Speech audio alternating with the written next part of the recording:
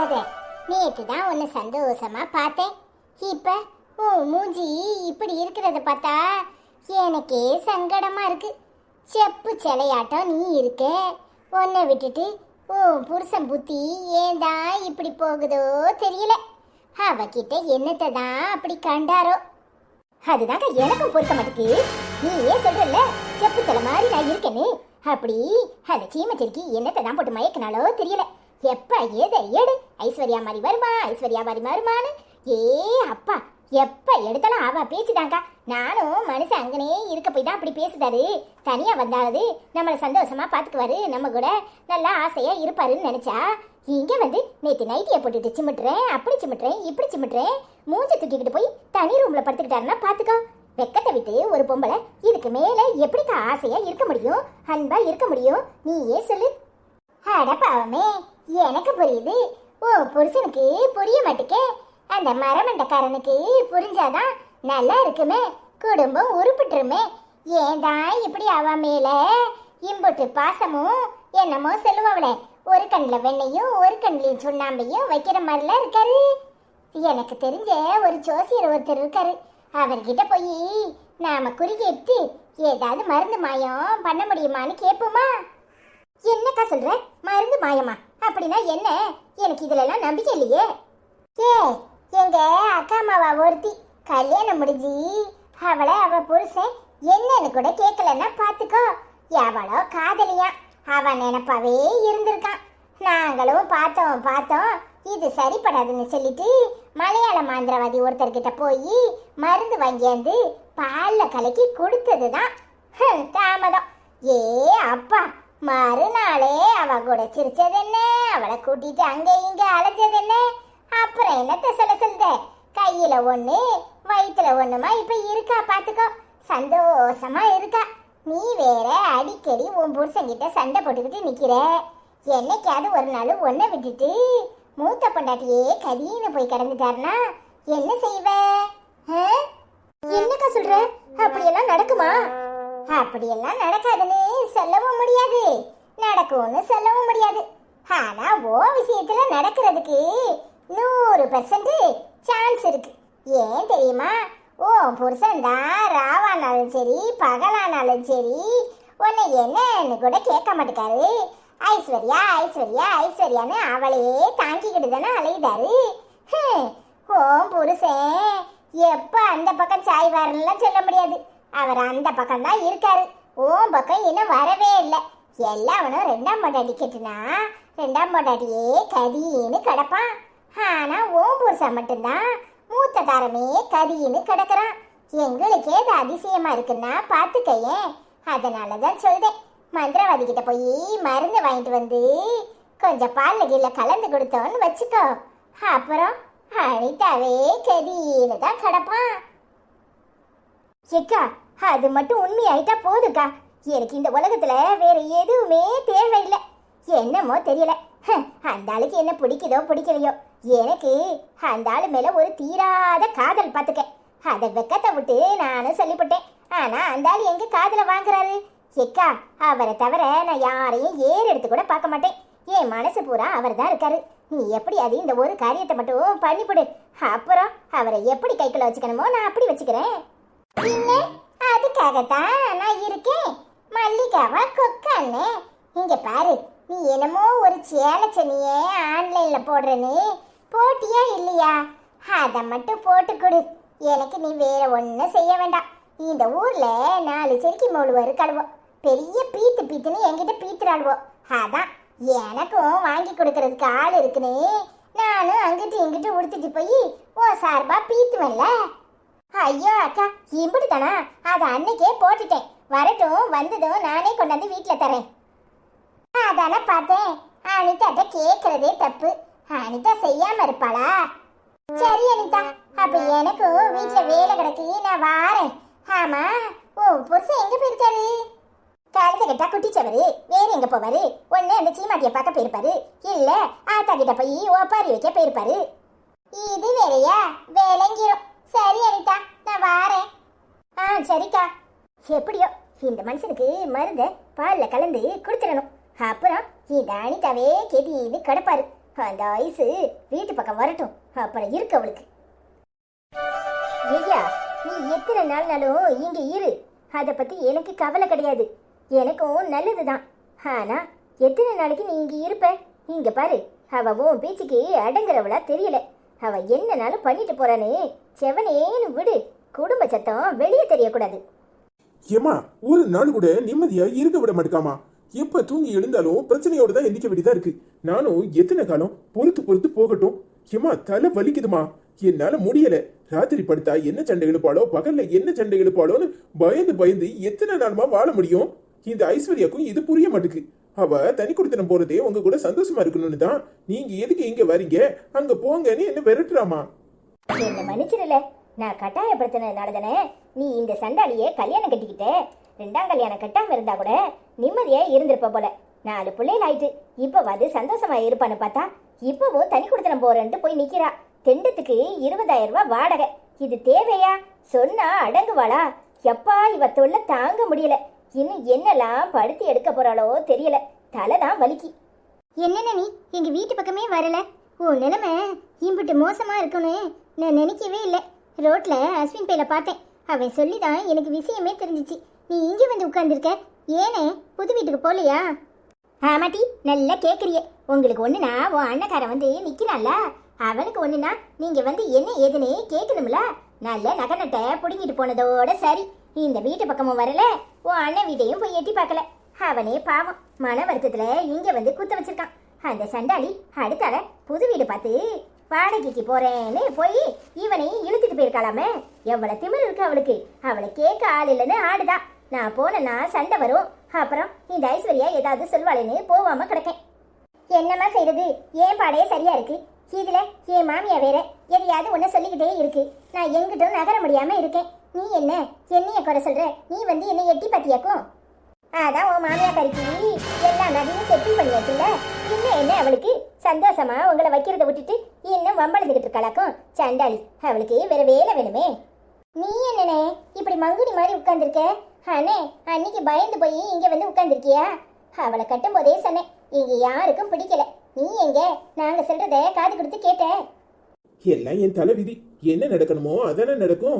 நானே மன வருத்தத்துல இங்க வந்து உட்கார்ந்துருக்கேன். அவ கதைய பேசாத. சண்டாளி எப்ப பார்த்தாலும் பிள்ளைங்களோட சந்தோஷமா இருக்க விட மாட்டுக்கா. அவ இஷ்டத்துக்கு ஆடணும்னு நினைக்கிறா. இன்னும் எத்தனை நாளைக்கு என்ன போட்டு படுத்தி எடுப்பாளோ தெரியல. அவ தங்கச்சி மாசமாயி இங்க வந்து உட்கார்ந்துருக்கா. அவளை என்ன ஏதுன்னு பக்கத்துல உட்கார்ந்து கவனிக்காம பேசாத பேச்செல்லாம் பேசுறா. என்னையும் அவளையும் சேர்த்து வச்சு பேசுறான்னா பாத்துக்க. 8 குத்துக்கு இளைய வயசு அந்த புள்ளைய போய் நானு எனக்கு சொல்றதுக்கே கேவலமா இருக்கு. ஆமா, விட்டா அவ அண்ணன் தங்கச்சியே சேர்த்து வச்சு பேசுவா. அவ அப்படிப்பட்ட ஆளு தானே. அவெல்லாம் ஒரு மனுஷி. எனக்கே அவளை கண்டா எரிச்சலா தான் வருது. என்ன செய்ய சொல்ற? அவ கதைய பேசினா விடியாது. ஏட்டி, ஒரு எட்டு போய் என்ன ஏதுன்னு பார்த்துட்டு வா. யாராவது போனாதான் அவளுக்கும் பயம் இருக்கும். இல்லன்னு வச்சுக்கோ, அவ இஷ்டத்துக்கு தன்னை நினைச்ச மூப்பல அலைவா. ஏமா அங்க போய் அவகிட்ட சண்டை போட சொல்றியா? ஏமா, நானே செவனேன்னு ஒதுங்கி கிடக்கேன். அந்த சனியண்ட போய் எதையாவது பேச, அது திருப்பி எதையாவது பேசும். இது தேவையா? ஏட்டி, கூட ஐஸ்வர்யாவை கூட்டிட்டு போ. என்னதான் பேசுறானது தெரிஞ்சுக்கணும்ல. உன் அண்ணன் பிடிக்காம இங்க வந்து உட்கார்ந்துருக்கான்னு சொல்லு. அவளை மரியாதையா அந்த வீட்டை காலி பண்ணிட்டு இங்க வந்து உட்கார சொல்லு. இல்ல அந்த ஐஸ்வர்யா கூடயாவது போய் இருக்க சொல்லு. ஏமா, ஐஸ்வர்யா நீ இதுக்கு என்ன சொன்னாங்களா? அவங்களே சரின்னு தானே சொல்லியிருப்பாங்க. எப்பா தொல்லை விட்டுச்சு கொஞ்ச நாள் நிம்மதியா இருக்கலாம்னு நினைச்சிருப்பாங்க. நீ வேற திரும்பவும் அவங்கள அங்க அனுப்பாத. அவங்க தனியாவே கிடக்கட்டும். என்னம்மா சொல்ற? 1க்கு 2 வாடகை கொடுக்கணும். நினைச்சு பாரு, 20,000 ரூபாய்க்கு வீட்டை பார்த்து வச்சிருக்கா. எனக்கு என்ன செய்யனே தெரியல. தலை வலியா இருக்கு. ஐஸ்வர்யா பேச்ச தட்டக்கூடாதுங்கிறதுக்காக நான் அங்க போய் உட்கார்ந்துருக்கேன்.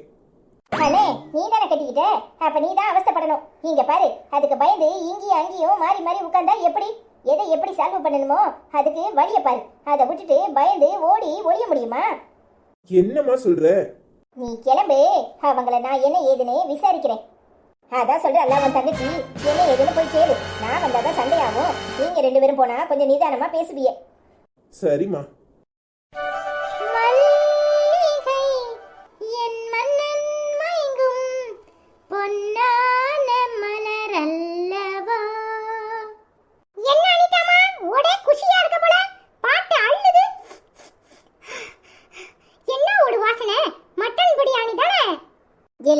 வரும்போதே மோப்பம் பிடிச்சிட்டு வருவியோ?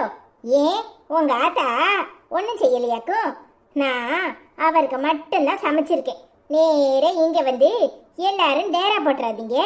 அப்புறம் என் புருஷன் சாப்பாடு சாப்பிட மாட்டாரு, உங்களுக்கே கொடுத்துருவாரு. ஆத்தா என்னமோ ஆனந்து போய் உன் வீட்டுல திங்கிறதுக்கு வந்த மாதிரி பேசுற. இங்க பாரு, இந்த மட்டன் பிரியாணி நான் பார்க்காத மட்டன் பிரியாணியா? இப்ப போன பட்டனா எங்க அம்மா செய்ய முடியாட்டாலும் உடனே வாங்கிட்டு வந்து தரும். பெரிய பேச்சு பேசுறா பேச்சு. இப்ப தெரியுதா இவளை பத்தி? பெரிய அழித்தாமான்னு சொல்ல சொல்ல கேட்காம வந்த. அளந்து போய் நிக்கிறாவளாம்ல, அளந்து போய் என்னமோ பெரிய மட்டன் பிரியாணியை கண்டுட்டா. இங்க பாரு, எங்க அப்பா இப்ப போன பட்டா அப்படியே பிரியாணி சட்டியோட கொண்டு வந்து கிடக்கும். சி, என்ன பேச்சு பேசுற? உன் வீட்டுக்கு திங்கிறதுக்கு தான் வாடானா அவன். ஏத்தி பாப்பா கோவப்படாத, அவ புத்தியே அப்படிதான். அது எல்லாருக்கும் தெரியும் தானே. ஒன்னு சொல்லணும், என்னமோ பெருசா அங்க இருந்து கூப்பிட நிக்காம வந்த. இங்க தான் வருவானே எனக்கு தெரியும். இவ எத்தனை தடவை நீ தேடி வந்தாலும் உனக்கு சரியான வாடியில் அடி கொடுப்பா. இவ வீட்டுக்கு வாடாதுன்னு சொன்னா கேக்குறியா? ஏட்டி, அவன்ட்டு நான் 1000 பேசுவேன், உனக்கு என்ன வந்துச்சு? இங்க பாரு, முதல்ல அவன் வாரன்னு சொல்லியிருந்தா கூட கொஞ்சம் அரிசியை போட்டிருப்பேன்.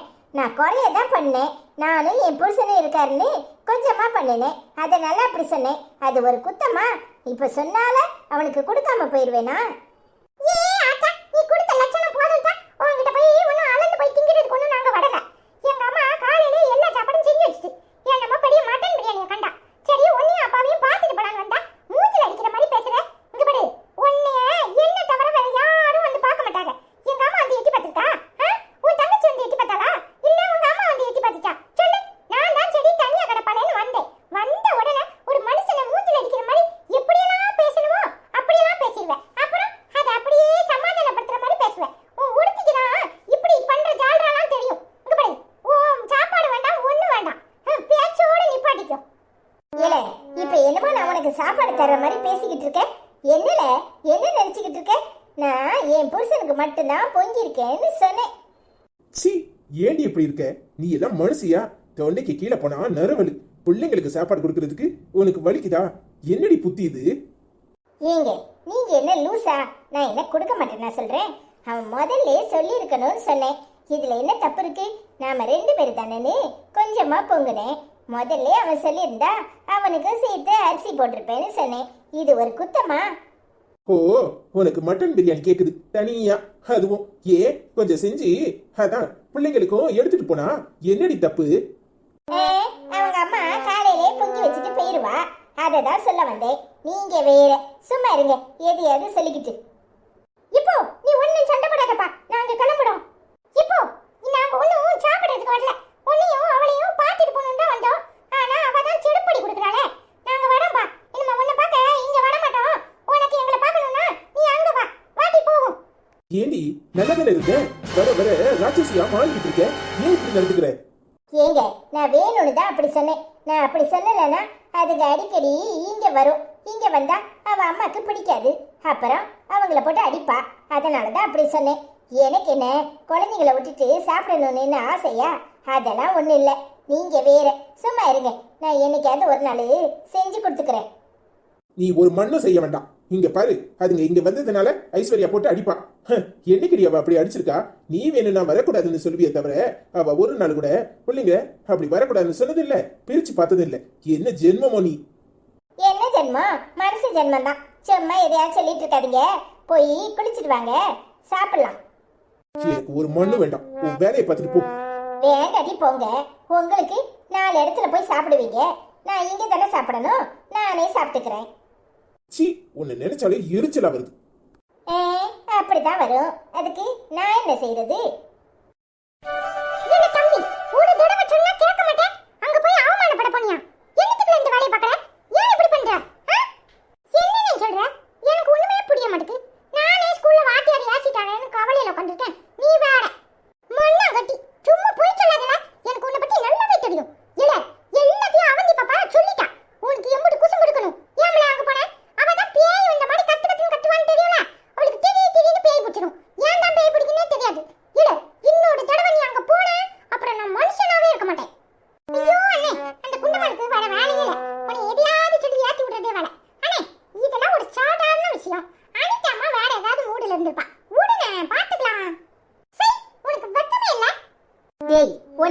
போக சொன்னா சும்மா அடிக்கடி அங்க போய் தொந்தரவு பண்ணிக்கிட்டு ஒரு நேரம் சொன்னா உனக்கு புரியாது. நல்லா சொல்லு ஐசுமா. நீ இன்னைக்கு தம்பிக்கு பிரியாணி பண்ணி கொடு. இல்லனா இப்பவே கடையில ஆர்டர் போடுறேன். இங்க பாரு ஐசுமா, தம்பிக்கு பிரியாணி பண்ணி கொடுக்குற. எவ்வளவு திமிரு இருந்தா பெரிய பிரியாணி பண்ணிருக்கா. நம்ம பிரியாணி அதை திங்கிறதுக்கு போன மாதிரி என் தம்பி அவமானப்பட்டு அனுப்பியிருக்கா. இல்ல அவ ஏதோ மூடுல இருந்திருப்பா. இவன் போய் என்னத்தையாவது நொய்யின்னு இருப்பான். அதனால ஏசிருப்பா. அவ சாப்பாடு கொடுக்கறதுக்கெல்லாம் தயங்குறாளா? கூறுகட்டத்தனமா எதையாவது பேசக்கூடாது. இப்ப என்ன, உங்களுக்கு பிரியாணி தானே வேணும், நான் செஞ்சு தரேன்.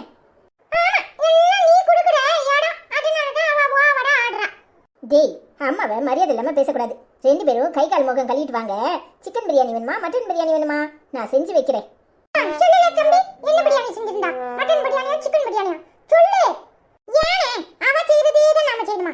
நமக்கு பிடிச்சது நாம செய்வோம். அவ மட்டன் பிரியாணி செஞ்சிருந்தா நாம சிக்கன் பிரியாணி செய்வோம். முடியாதுல, நாமளும் மட்டன் பிரியாணி செய்றோம். அந்த வாசம் அவ மூக்க தொலைக்கணும். அவ ஐயோன்னு அவமானப்பட்டு கூனி குடுங்கி நிக்கணும். நாம அதை பார்த்து ரசிக்கணும். சரி, அவனும் நம்ம அம்மா தானே, லூசு மாதிரி பேசாதானே. அண்ணே, மட்டன் பிரியாணி வேணும் உனக்கு, அப்படித்தானே? சரி ஐசுமா, நீ போய் மட்டன் பிரியாணியே செய். பைய எடுத்துட்டு வா, நான் போய் வாங்கிட்டு வரேன். அதெல்லாம் ஒண்ணும் வேண்டாம். அப்பவே கறிக்கடை பாய்க்கு ஃபோன் பண்ணி சொல்லிட்டேன்.